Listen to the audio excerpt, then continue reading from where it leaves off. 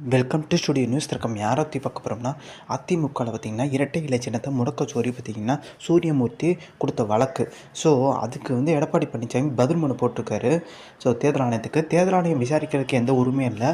சூரியமூர்த்தி நபர் பார்த்திங்கன்னா கட்சியில் இல்லை, இரட்டை இலை சின்ன எதிர்த்து போட்டிகிட்டு இருக்காரு அப்படின்ற மாதிரி மென்ஷன் பண்ணி காமிச்சிருக்காரு. இரட்டை இலை சின்னத்தை யார் எதிர்த்துனா எடப்பாடி பழனிசாமி எதிர்த்து போட்டிகிட்டு இருக்காரு. அது பெரிய லெவலில் பார்த்திங்கன்னா அதிமுகவுக்கு எதிரான கட்சி கிடையாது. அதிமுக பேர் கொண்ட ஒரு இயக்கமாக தான் இருக்குது. அதாவது இப்போ எப்படி டிடி தினகரன் அம்மாவை எம்ஜிஆரை முன்னிறுத்தி தான் பார்த்திங்கன்னா அவர் கட்சியே நடத்திட்டு இருக்கார். அந்த மாதிரி ஒரு கட்சி எம்ஜிஆர் சம்மந்தப்பட்ட கட்சி சார்பாக அவர் வென்றிருக்கார் தான் ஒரு விஷயத்தையும் மென்ஷன் பண்ணி காமிச்சிருக்காரு.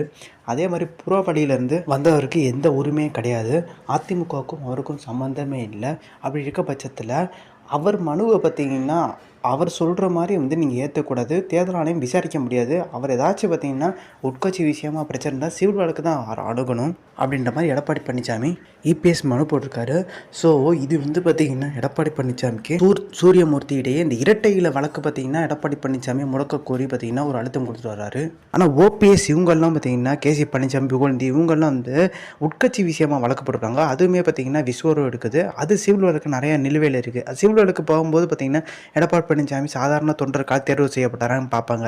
ஏன்னா உட்கட்சி விஷயமா இப்போ எடப்பாடி பழனிசாமி என்ன சொல்ல சிவில் வழக்கில் பார்த்துக்கோங்கன்ற மாதிரி தானே சொல்கிறாரு. அப்படின்ற பட்சத்தில் சிவில் வழக்கில் எப்போ இருந்தாலும் பார்த்திங்கன்னா எடப்பாடி பழனிசாமி சிக்கலை ஏற்படுத்தும். இரட்டை இலை சின்னம் பார்த்திங்கன்னா ஒரு தரப்புக்கே கொடுக்கக்கூடாதுன்னு சொல்கிறது இன்னொரு தரப்பு பார்த்திங்கன்னா ஒரு வாதமாக இருக்குது. சுற்றி எடப்பாடி பழனிசாமி லாக் பண்ணி வச்சுருக்காங்களான்னு கேட்டிங்கன்னா லாக் பண்ணி வச்சுருக்காங்க. விஜயோட கூட்டணி அப்படின்ற மாதிரி போகிறார். இது சில கட்சி தொண்டர்கள் ஏச்சில் உருவாக்கியிருக்கு எடப்பாடி பழனிசாமியில். விஜய் எந்த ஒரு தேர்தலையும் சந்திக்கலை இது வரைக்கும். ஆனால் அவர் அவரை கூட்டணிக்குள்ளே கொண்டு வரதுக்கான முயற்சியில் ஈடுபட்டிருக்காரு. அதே மாதிரி பார்த்திங்கன்னா அவர் டீலிங் துணை முதலமைச்சர் பதவி 2 வருஷம் பார்த்திங்கன்னா நான் முதலமைச்சராக இருப்பேன், ஸோ ஏகப்பட்ட கண்டிஷன், இவ்வளோ தொகுதி கொடுக்கணும், ஒரு தேர்தல் கூட சந்திக்கல அந்த நபர்களுக்கு பார்த்திங்கன்னா இவ்வளோ சீட்டு கொடுக்கலாமான்ற ஒரு கட்சியில் சில பேர் கொந்தளிக்கிறாங்க. செங்கோட்டையன் போன்றவர் இப்போ விஸ்வரூபம் எடுத்திருக்காங்க. இப்போ அம்மா பேரையும் அதே எம்ஜிஆர் பேரையும் பார்த்திங்கன்னா போடவே இல்லை.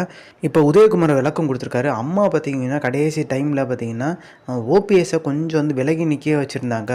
அம்மாவுக்கு பார்த்திங்கன்னா ஓபிஎஸ் மேலே மிகப்பெரிய கோபம் இருந்துச்சுன்ற மாதிரி சொல்லியிருந்தார்.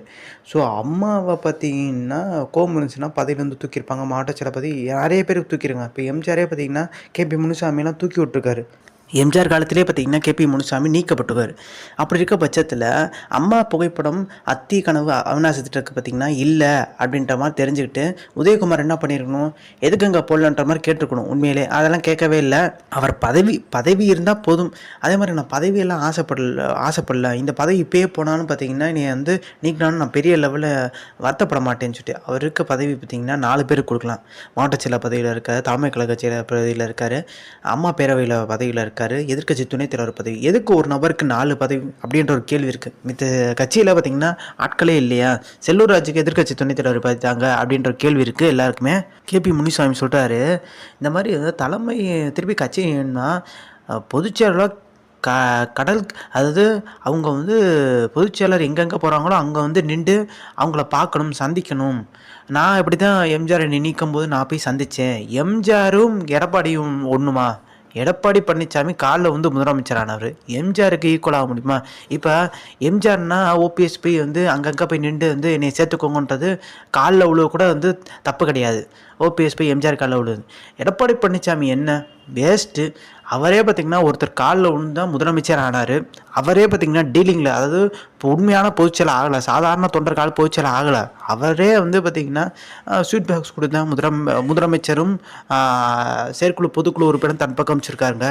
அது கூட இரட்டை இலை சின்னம் எடப்பாடி பழனிசாமி இல்லைன்னா எல்லாருமே ஓபிஎஸ் சசிகலா பக்கம் வரதுக்கான வாய்ப்பு தான் இருக்குன்றாங்க. ஸோ இந்த இன்ஃபர்மேஷன் பிடிச்சா லைக் ஷேர். தேங்க்ஸ் ஃபார் வாட்சிங் திஸ் வீடியோ.